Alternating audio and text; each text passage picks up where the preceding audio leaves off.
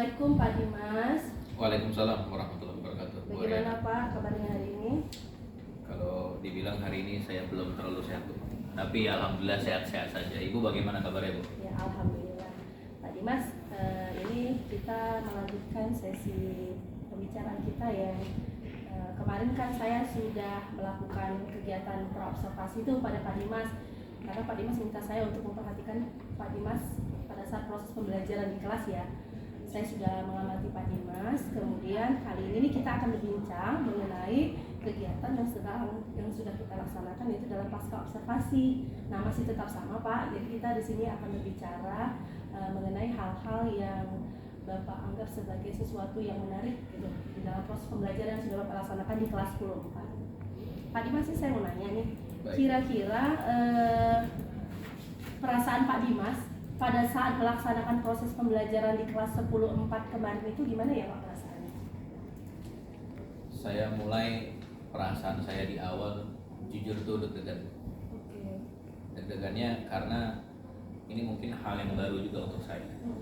Jadi di awal saya berpikir ada perasaan mampu tidak ya, berhasil tidak ya, karena ada hal yang ya mungkin benar-benar baru bisa saya terapkan, baru bisa saya lakukan, dan mungkin kepada kelas 10-4 itu juga mungkin hal baru buat mereka. Di tengah-tengah pembelajaran saya sudah mulai berpikir, nampaknya anak ini masih adaptasi ya di tengah-tengah pembelajaran. Nampaknya ini anak di kelas masih meraba-raba, ini mau gimana ya, ini mau kemana ya.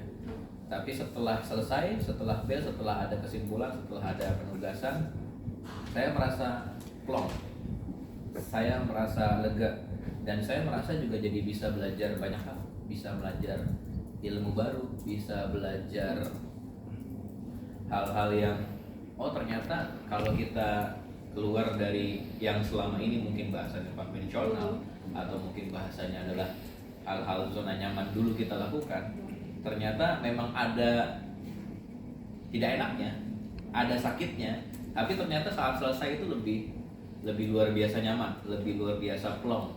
Karena ya itu tadi, ada beberapa hal yang saya lakukan di dalam kelas.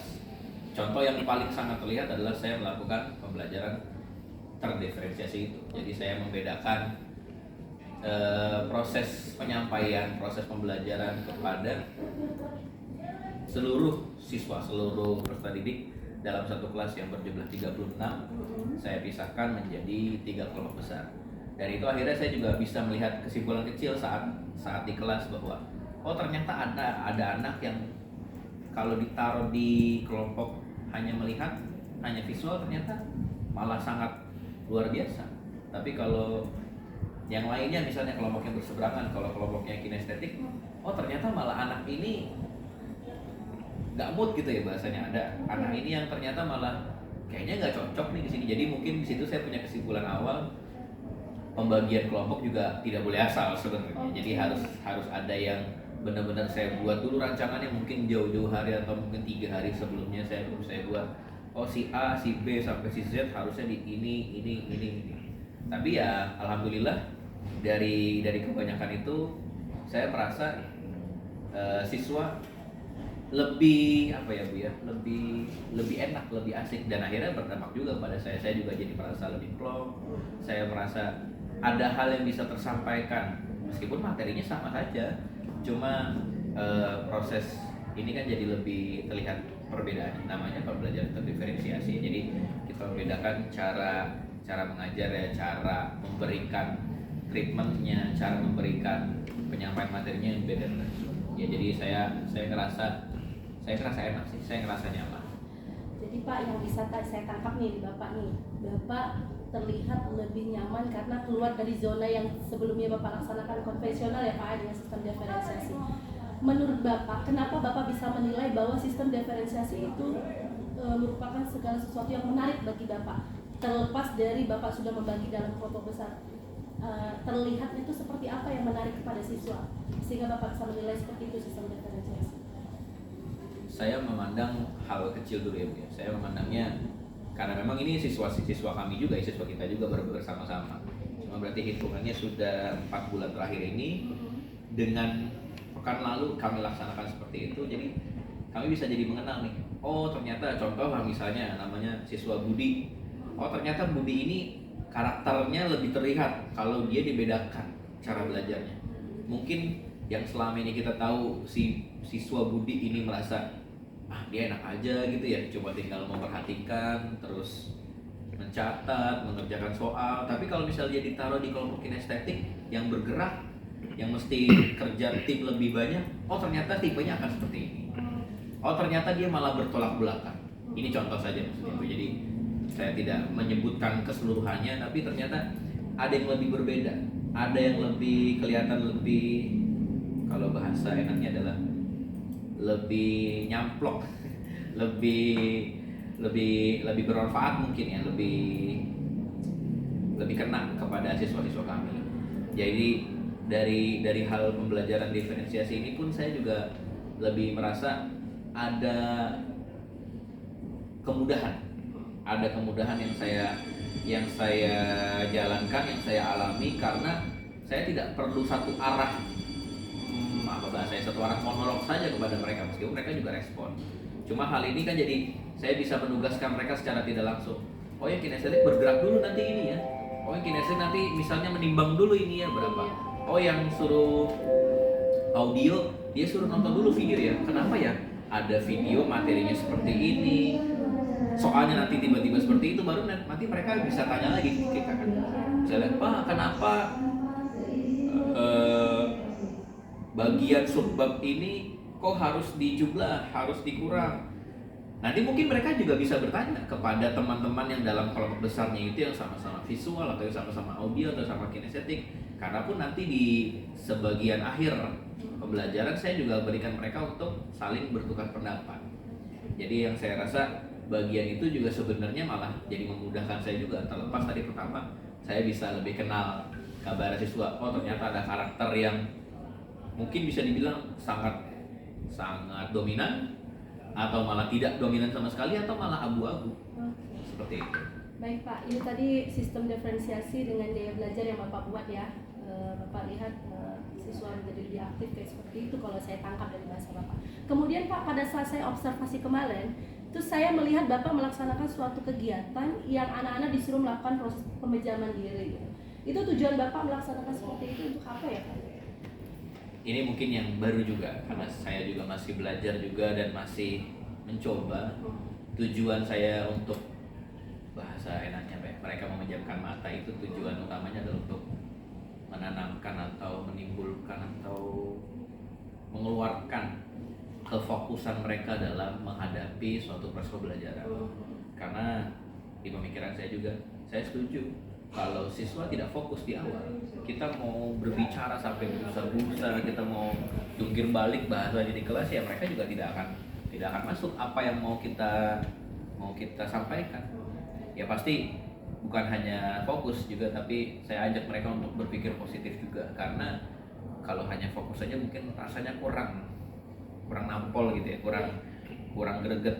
Jadi selain memejamkan mata, selain untuk melatih fokus juga, saya mengajak mereka untuk berpikir positif, bahwa materi ini mungkin terlihat di awal sama mereka sulit. Materi yang saya inginkan mungkin terlihat kurang menarik, kurang menyenangkan. Tapi kalau di awal kita sudah bangun sugesti bahasanya, kita sudah bangun awal pemikiran kepada mereka bahwa oh ternyata bisa kok fokus.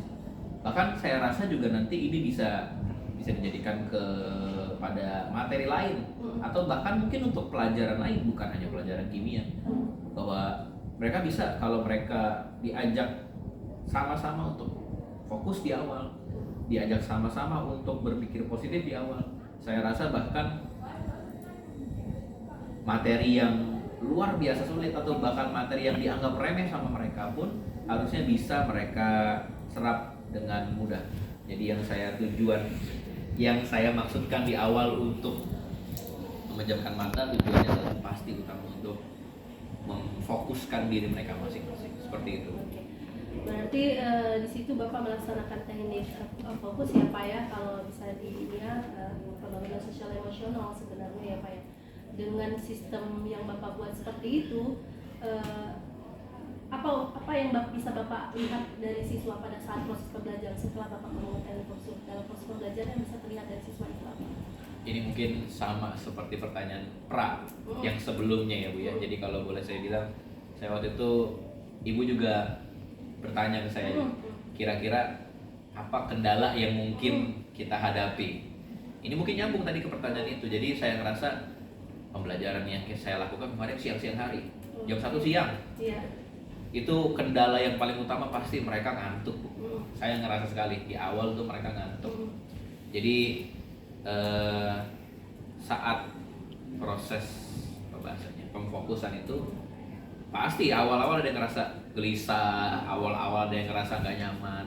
Tapi saya giring opini mereka untuk sama-sama benar-benar bisa nyamankan diri, sama-sama bisa fokus, sama-sama bisa ya benar-benar untuk menerima pelajaran ini dengan rileks. Bukan hanya pelajaran tapi seluruh proses pembelajarannya, baik tadi pembelajaran diferensiasinya atau bahkan materinya sendiri, atau di tengah-tengah kemarin juga saya coba sedikit mengerjakan soal. Jadi ya pasti pertama yang kemarin saya perhatikan ya, ada anak ya memang tidak semuanya, sebagian kecil yang masih ngerasa mungkin gak nyaman karena mungkin buat mereka ini pertama kali. Kayak mungkin kalau boleh saya pinjam bahasanya, mereka ngapain sih belajar di awal kok suruh pejamkan mata gitu ya, suruh melakukan hal yang mungkin buat mereka nggak biasa. Jadi saya ngerasa ya di awal ada beberapa lah yang tidak enak, tidak nyaman. Cuma ya sebagian besar saya rasakan, saya amati kemarin mereka bisa mengikuti, dan malah di tengah-tengah pembelajaran saya ngerasa malah lebih membantu mereka karena mereka meskipun berkelompok tapi mereka bisa fokus bahwa ya udah saat pembelajaran siang hari itu sampai jam pulang yang mereka pelajari hanya kimia. Oke. Begitu. Berarti ya, bisa saya tangkap itu hal yang sangat penting ya Pak ya. Mungkin awalnya siswa merasa agak canggung ya, ini apa nih sistem pembelajaran apa nih yang belum pernah dilaksanakan, tiba-tiba dilaksanakan di hari Selasa minggu lalu ya Pak ya. Kemudian ini penilaian Bapak nih, saya melihat Bapak itu ada melaksanakan kayak kegiatan berputar-putar, anak-anak disuruh berdiri gitu ya. Kalau saya tangkap itu seperti kegiatan yang menyenangkan. Kenapa itu yang dilaksanakan? Refleksi Bapak itu seperti itu, kenapa harus? Mungkin saya juga berpikir pertama karena faktor faktor yang mungkin bisa jadi hambatan, yaitu siang hari ini ya. Jadi saya sudah sedikit meraba-raba kalau mungkin sudah siang hari mereka kan capek ya. Mereka kan mungkin lelah dengan kegiatan dari pagi sampai menjelang zuhur, sampai menjelang siang. Itu kan bahasa kita lah, bahasa kami itu namanya ice breaking ya. Jadi saya ngambil tindakan itu ya, memang jujur itu adalah tambahan saja dari saya. Cuma saya berpikir dengan goyang-goyang, dengan bergerak kayaknya lebih asik buat mereka dibanding hanya suruh melihat, suruh mengikuti. Tapi kalau suruh goyang-goyang seenggaknya kan mereka bisa sedikit bergerak lah. Ada otot-otot, ada sendi-sendinya yang kalau kita nyambung mungkin ke pelajaran biologi kan, semua organ tubuh kita pasti harus bekerja dengan baik. Ya mudah-mudahan kemarin itu bisa sedikit membantu, dan saya malah merasa itu bisa membantu mereka. Jadi bukan hanya ice breaking yang senang-senang saja, tapi bisa mengajak mereka bahwa oh ya udah, kayaknya ice breakingnya mungkin kalau bisa ada ruangan yang lebih, mungkin saya ngajak mereka untuk berputar-putar sambil berjalan, bukan hanya berputar-putar di tempat duduknya mereka atau di sampingnya. Tapi ya karena kendala itu juga, kendala ruang kelas yang mungkin tidak terlalu besar, ya ini juga mungkin ya menurut saya kemarin belum terlalu maksimal. Tapi alhamdulillah ice breakingnya juga kemarin berjalan lancar dan sedikit bisa membantu dari kefokusan mereka. Kita ajak mereka untuk relax sambil have fun sementara gitu ya dari ice breaking tersebut. Jadi bisa lah, alhamdulillah bisa membantu dalam proses pembelajaran. Seperti itu. Apa yang membuat Bapak bisa menilai bahwa ice breaking itu merupakan sesuatu kegiatan yang sangat menarik dan menantang bagi siswa? Ukurannya seperti apa? Sehingga Bapak bisa menilainya seperti itu. Ukuran saya pribadi, karena saya tahu materi ini memang agak sedikit berat ya. Jadi saat ya kurang lebih mungkin 30 menit setelah ice breaking, saya tanya secara acak kepada beberapa siswa dalam kelompok besar itu, yang ini saya sebut ya misalnya tadi, Budi mengerti nggak tentang yang ini. Oh ternyata memang masih ada yang belum bisa.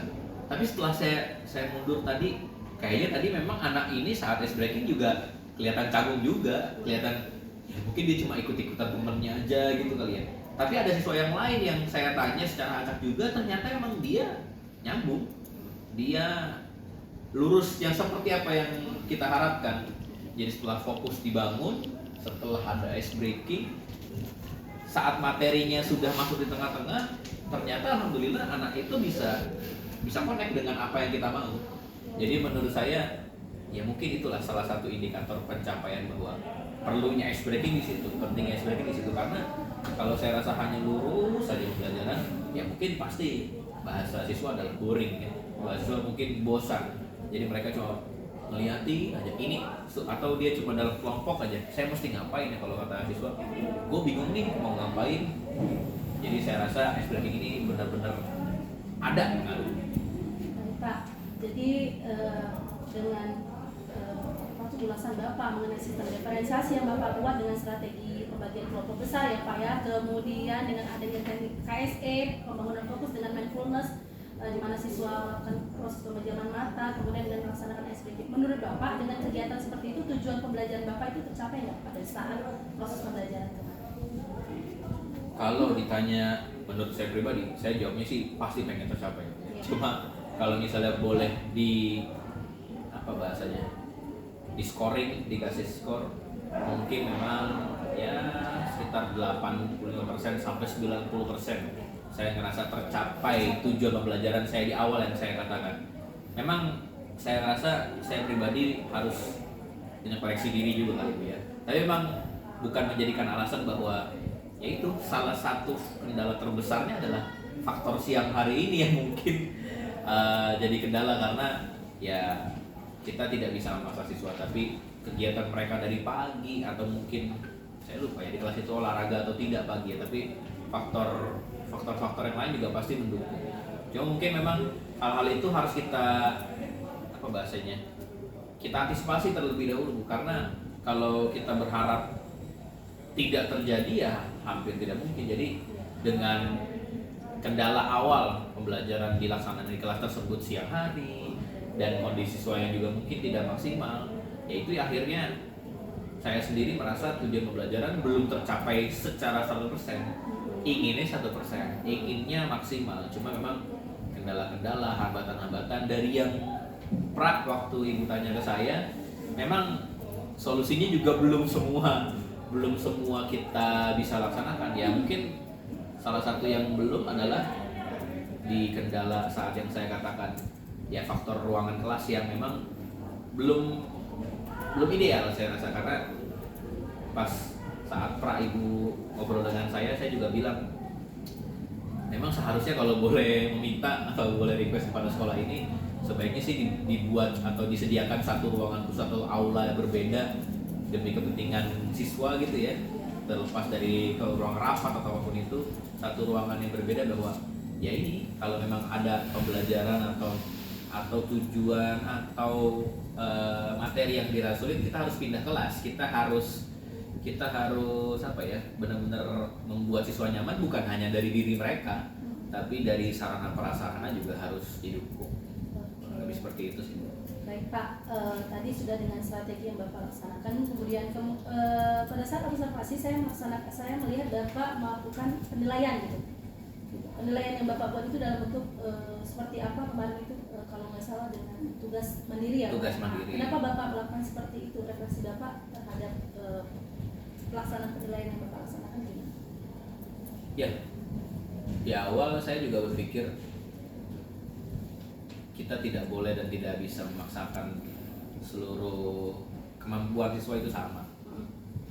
Saya berpikir pasti ada siswa yang, mohon maaf, ada yang kemampuannya sangat luar biasa tinggi, ada yang tengah-tengah saja, dan mungkin ada yang di bawah tengah-tengah itu sangat rendah sekali. Jadi tugas mandiri yang saya berikan itu sebenarnya tujuannya untuk melihat juga, untuk ingin tahu juga. Kalau bahasa tidak enaknya adalah cek ombak kali ya. Kita ingin tahu, oh ternyata nanti siswa Z ternyata tidak mampu kalau kita pengen misalnya dia membuat poster, meskipun posternya hanya satu halaman, atau ternyata ada siswa B atau siswa C, ternyata kita hanya pengen membuat poster normal saja, tapi ternyata dia mampu membuat poster sangat lebih dari ekspektasi kita. Bisa jadi posternya itu bisa, ya mungkin sudah level poster anak kuliahan gitu ya, padahal dia posisinya masih SMA.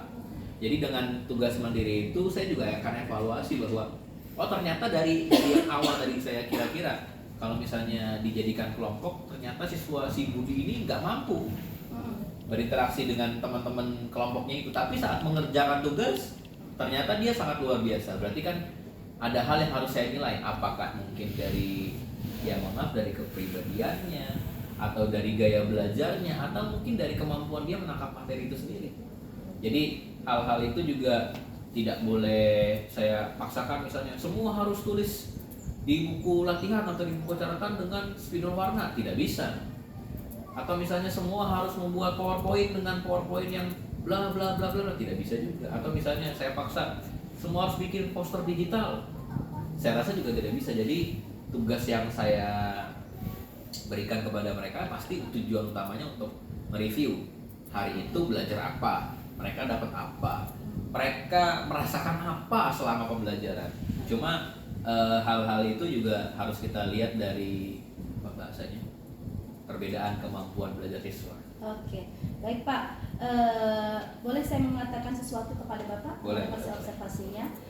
Kalau saya lihat kemarin observasi Bapak itu ada di awal proses pembelajaran itu mungkin terlupakan gitu ya Pak ya, dengan cara membuat suatu keyakinan kelas di awal proses pembelajaran. Saya lihat dalam proses pembelajaran itu belum terlaksana gitu Pak. Kemudian dengan adanya penilaian penilaian diri dari siswa di akhir proses pembelajaran itu belum terlaksana gitu. Bagaimana pendapat Bapak tentang hal yang saya sebutkan? Ya, terima kasih sebelumnya Bu. Saya juga baru ingat saat kemarin proses di kelas, hal yang tadi Ibu sebutkan itu emang terlewat saya laksanakan. Ya memang perlu sih ya. Saya juga sadar itu perlu. Jadi membuat keyakinan kelas atau bahasanya adalah perjanjian kelas ya. Memang perlu, tapi memang ya di pekan-pekan sebelumnya sudah saya nyatakan memang sebaiknya setiap pekan itu harus saya ulang. Kalau yang saya contohkan ya memang saya memperbolehkan siswa saya untuk menggunakan handphone. Cuma memang untuk kepentingan dan keperluan yang memang diperlukan dalam pembelajaran tersebut. Cuma memang saat kemarin saya lupa mengatakan di awal kalau kita harus ini. Dan ada yang lupa juga, benar tadi kata Ibu. Jadi saya lupa untuk memberikan apa bahasanya ya, penilaian untuk mereka bahwa ya ternyata penilaiannya memang sangat penting, tapi ya kemarin terlewat ya. Oke. Pak, ini rencana Bapak untuk tindak lanjut ke depannya, kan Bapak tadi menghitung, kalau dihitung nih Pak dalam skala proses keberhasilan Bapak sesuai dengan yang Bapak ingin capai kemarin, sudah berapa persen keberhasilan Bapak dalam seperti tadi saya katakan ya Bu ya, kayaknya sih sekitar 1 sampai dengan 10 berapa? 1 sampai 10 berarti angkanya kalau pakai persentase aja kali Bu ya, jadi mungkin 85 kali ya kalau 5%. Berarti ada beberapa hal yang harus ditingkatkan ya Pak untuk sampai ke sempurna. Kira-kira rencana Bapak tindak lanjut ke depan Bapak terhadap proses atau gaya belajar Bapak yang akan laksanakan ke siswa gimana? Ada nih, beberapa saya catat juga nih tadi Bu ya, maaf sambil baca itu ya. Jadi saya rencananya pasti ingin saat nanti pembelajaran itu berlangsung lagi, coba ada umpan balik yang saya lupa kepada siswa, karena yang umpan balik itu bahasanya adalah kami sebagai pengajar, sebagai guru memang harus bahasanya meningkatkan kesadaran mereka, cuma bukan dengan harus didikte. Nanti yang mall harus begini, nanti yang pasar harus begini, bukan. Cuma ya itu yang kemarin juga mungkin terlupakan oleh saya saat di kelas. Memang bukan jadi alasan juga, cuma memang karena waktu yang terbatas akhirnya poin itu saya lupakan. Jadi umpan baliknya nanti rencananya saya ingin benar-benar meningkatkan kemampuan siswa bahwa mereka harus peka. Kalau materinya ini kira-kira mereka akan bicara apa, kira-kira mereka akan menyimpulkan apa, tapi tetap saya bahasanya saya umpan balik dulu. Jadi saya giring bahwa oh nanti arahnya ke sini nak, bukan ke situ. Oh yang itu sudah benar. Selanjutnya saya juga akan tadi ya di awal saya harus benar-benar memulai dengan keyakinan kelas, memulai dengan apa bahasanya, memulai dengan perjanjian kelas. Jadi mungkin bukan hanya menggunakan handphone, mungkin bukan hanya itu. Mungkin di awal saya boleh tiba-tiba ngecek seragamnya mereka, ada yang baju-bajunya masih dikeluarin, itu mungkin kan mungkin buat mereka nyaman-nyaman saja, tapi mungkin buat teman-temannya juga ngerasa ih kok teman gua begini, nanti mungkin jadi gak nyaman kayak gitu ya. Jadi banyak hal yang harus saya pikirkan, banyak hal yang harus saya utarakan, bahwa perjanjian kelas, bahasanya keyakinan kelas juga harus saya nyatakan, bukan ini bukan diumpan, tapi harus benar-benar kita sepakati bersama bahwa oh nanti ada poin ini yang harus kita sepakati bersama di awal. Kemudian ada satu lagi yang saya catat, yaitu saya akan melaksanakan rencananya penilaian antar teman. Jadi bukan hanya penilaian pribadi individu, bukan hanya nanti saya melihat, cuma nanti saya juga ingin mereka apa bahasanya berinteraksi di antara temannya. Mungkin mereka tidak sampai di titik bahwa oh ini salah, oh ini benar, tapi mungkin di antara temannya itu bisa memberi masukan yang secara positif. Misalnya contoh, mungkin saya nggak terlalu paham apa yang mereka maksud, cuma mungkin kalau ada sama-sama bikin poster gitu ya Bu ya, misalnya si A dengan si B, mudah saja si B bikin poster, ternyata nanya dulu nih ke si A, oh kayaknya poster lu tuh kurang warna merah atau warna apa, atau mungkin font itu kebesaran. Jadi kan ada penilaian di antara mereka bahwa oh iya kayaknya materi itu bagusnya begini deh. Oh kalau misalnya ya sebenarnya bukan hanya dari tugasnya Bu, tapi cuma penilaiannya itu bisa jadi saat di kelasnya. Mungkin temannya bisa bilang, kalau bahasa anak-anak ya, lu tuh kalau lagi presentasi jangan mendominasi. Mungkin mereka akan seperti itu. Jadi mereka ingin lihat bahwa ya bukan hanya dari siswa ke guru, bukan hanya dari siswa, tapi kan mereka juga berinteraksi. Jadi saya harus tapi saya harus menyisipkan bahwa penilaian antar teman itu juga penting. Jadi 3 hal itu tadi Bu ya, umpan balik, keyakinan kelas, dan penilaian antar teman yang mungkin nanti akan saya tindak lanjuti untuk pertemuan selanjutnya. Oke Pak, untuk diferensiasi dan KSE-nya gimana Pak? Untuk tindak lanjut ke depan? Saya mungkin akan apa bahasanya Bu ya, akan menggunakan lagi ya. Akan apa bahasanya,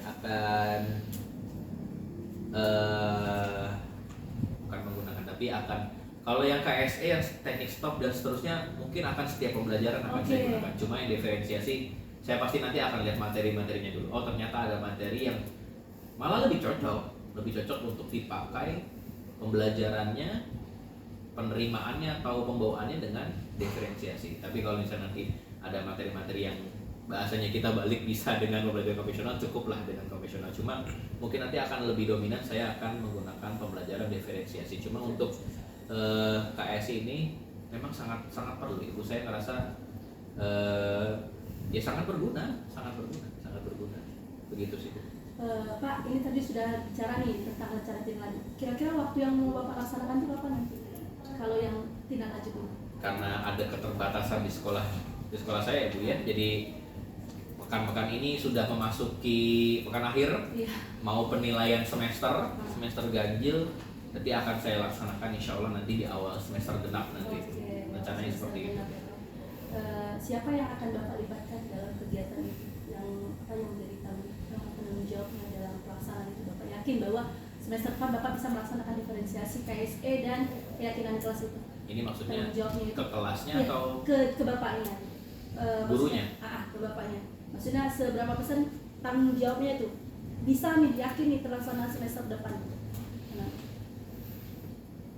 Kalau Ibu lagi boleh nggak? Tapi yang utama penanggung jawabnya itu saya sendiri.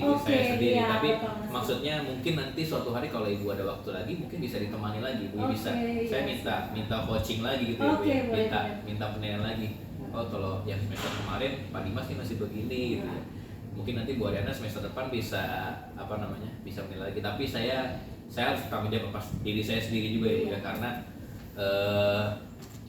ya namanya pembelajaran di kelas, kita sebagai guru pasti kita harus bertanggung jawab apa yang kita laksanakan dan apa yang sebagai tujuan utamanya, seperti itu sih. Iya, oke. Pak, ini tadi saya sudah bicara mengenai kegiatan Bapak. Saya lihat pembelajaran diferensiasi berjalan dengan baik. Mungkin yang Bapak menganggap masih ada kendala dan Bapak sudah melaksanakan rencana tidak lanjut untuk kedepannya mengembangkan sistem diferensiasi, KSE, keyakinan kelas dan penilaian itu sudah sangat bagus sekali, Pak. Semoga apa yang Bapak laksanakan untuk semester depan itu berjalan lebih baik daripada yang sudah Bapak laksanakan saat ini dan terus membudaya di dalam sistem pembelajaran kita sehingga kebutuhan belajar siswa kita itu terpenuhi ya Pak ya. Terima kasih Pak Dimas untuk kegiatan pasca observasinya. Sukses selalu untuk Pak Dimas. Semoga apa yang Bapak laksanakan itu dapat memenuhi standar kebutuhan belajar siswa Bapak. Terima kasih.